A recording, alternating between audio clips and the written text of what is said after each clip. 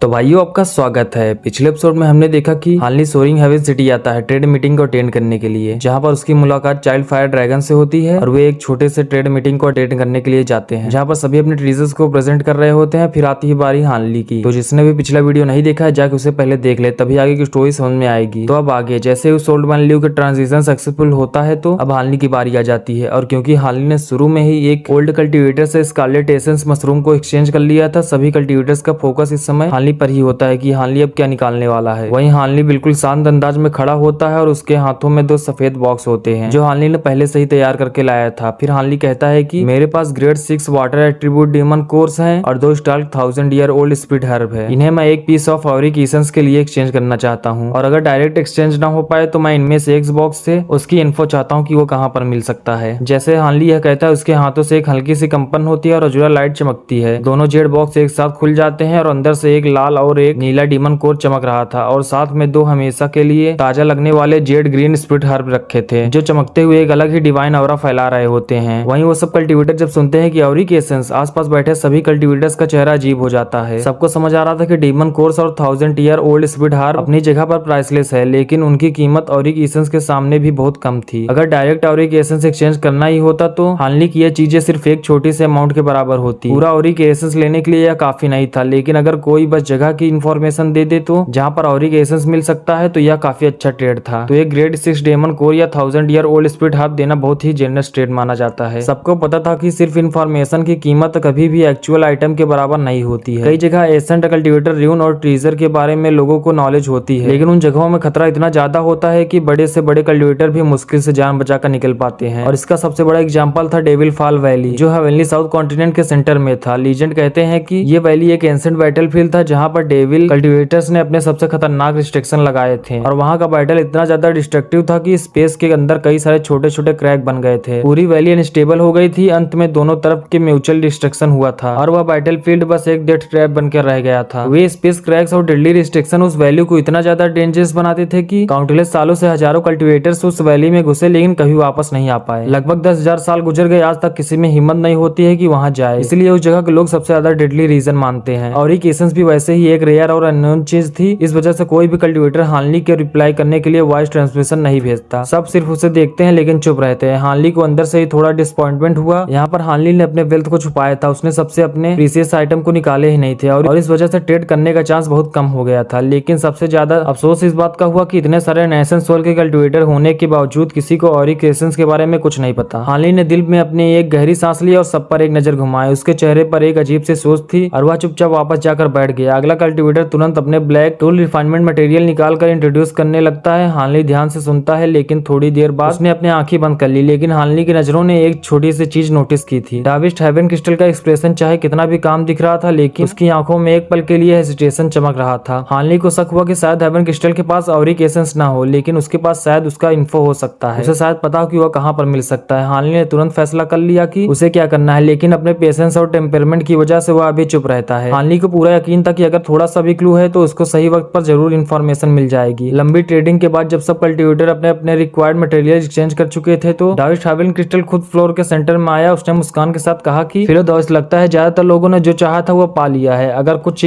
कुछ चीजें मिस भी हो गई हो तो कोई बात नहीं। यह गैदरिंग तो सिर्फ नेशन सोल कल्टिवेटर का एक छोटा सा हिस्सा था, और भी बड़े बड़े ट्रेड मीट होने वाले हैं। मुझे तो लगता है कि मैं खुद भी एक और बड़ा ट्रेड मीट अरेंज करने वाला हूँ। तब तक मुझे उम्मीद है कि आप सब जरूर आएंगे, लेकिन मीटिंग क्लोज करने से पहले मेरे पास भी कुछ आइटम है जो मैं ट्रेड के लिए रखना चाहता हूँ। यह कहकर उसके हाथों से एक व्हाइट लाइट चमकी और उसने अपने स्टोरेज पाउच से कुछ आइटम निकाले। एकदम से पूरा टेबल भर गया। जब बाकी के कल्टिवेटर्स ने उस आइटम्स को देखा तो वो सभी स्टंट रह गए, यहाँ तक कि हानली का चेहरा भी तुरंत बदल गया। टेबल पर 8 अलग अलग मॉन्स्टर बीस्ट पपेट रखे हुए थे। एक व्हाइट वॉल्फ था, एक अजूरा पाइथन, एक लाल बुल था, अजूरा पाइथन और एक लाल बुल था। यह पपेट बिल्कुल स्टिल थे, लेकिन उनके अंदर से स्पिरिचुअल की का इतना स्ट्रॉन्ग वेव आ रहा था कि वो अल्ली कोर फॉर्मेशन के बराबर लग रहा था। यहाँ तक कि हानली के पास जो ह्यूज एप पपेट थे उनसे कई गुना ज्यादा पावरफुल था। और सबसे हैरानी की बात यह था कि हानली के पपेट सूत्रा में इनका जिक्र भी नहीं। उसी समय हानली के दिमाग में तुरंत सवाल आया कि क्या हेवन क्रिस्टल भी 1000 बैम्बू स्कूल का कल्टिवेटर है, लेकिन उस स्कूल में कोई भी नेशन सोल स्टेज तक पहुंचा ही नहीं था। या कोई दूसरा सेक्ट है जो सीक्रेटली अपने पपेट कल्टिवेशन को कर रहा है। हानली के मन में एक क्यूरियोसिटी आ जाती है। वह क्लोजली उस पपेट को देखने लगता है, लेकिन उससे पहले हार्मोनियस बॉन्ड सेक्ट का एक मोटा सा कल्टिवेटर हंसी मजाक में कहता है कि फिलोदोस्ट हेवन क्रिस्टल, तुमने कब से पपेट टेक्निक कल्टिवेट करना शुरू कर दिया? क्या तुम अपना क्रिस्टल लाइट आर्ट छोड़ना चाहते हो? अगर ऐसा है तो मैं तुम्हें दिल से सैल्यूट करता हूँ। तब दाविश हेवन क्रिस्टल मुस्कुराते हुए कहता है कि ब्रदर जू, तुम मजाक कर रहे हो, मेरा जैसा थका हुआ शरीर कल्टीवेशन आर्ट कैसे बदल सकता है। ये पपेट मुझे एक र्यून के अंदर मिले थे और लेकिन अभी मैं पैसों की कमी से जूझ रहा हूँ, तो मजबूरी में मुझे इन्हें ट्रेड के लिए रखना पड़ रहा है। हाँ, इनकी माइटी ज्यादा इतनी बड़ी नहीं है, लेकिन कुछ सिचुएशन में ये बहुत ज्यादा इफेक्टिव प्रूव हो सकते हैं। तब एक बुढ़ा जैसा दिखने वाला कल्टीवेटर अपने दाढ़ी को घुमाते हुए बोलता है कि अरे मुझे इन पपेट्स में काफी इंटरेस्ट है, ये एक बढ़िया लाइफ सेविंग आइटम होगा मेरे सबसे छोटे डिसाइपल के लिए। बताओ दाविश हेवन क्रिस्टल, तुम्हें इसके बदले में क्या चाहिए। तब वो दाविश हेवन क्रिस्टल अपने होठों पर हल्के से मुस्कान लाते हुए कहता है कि मैं सिर्फ एक खास और एसेंट एरा की रेयर चीज ढूंढ रहा हूँ जिसका नाम है सोल स्टोन। हर एक सोल स्टोन के बदले में एक पपेट बेस्ट दिया जा सकता है। ध्यान रहे कि ये पपेट्स मैंने खुद एसेंट एरा के कल्टीवेटर से रिफाइन किया है। मुझे लगता है पूरी दुनिया में आपको इतने हाई ग्रेड के पपेट्स कहीं नहीं मिलेंगे। और जैसे ही वह सभी कल्टीवेटर्स नाम सुनते हैं सोल स्टोन, उनके चेहरे पर एक उलझन आ जाती है। ये एक ऐसी चीज थी जिनके बारे में उन्होंने पहले कभी सुना ही नहीं था। दाविश हेवन क्रिस्टल को इस रिएक्शन को देखकर थोड़ा भी हैरानी नहीं होती। वह अपने स्टोरेज पाउच पर एक टैब मारता है और एक छोटी सी जेड ग्रीन जेम अपने हाथों में निकालता है। पहली नजर में ये एक वुड एट्रीब्यूट स्प्लिट स्टोन जैसा लगता है, लेकिन जैसे ही कल्टीवेटर्स ने अपने स्पिरिचुअल सेंस से उसे स्कैन किया तो उन्हें महसूस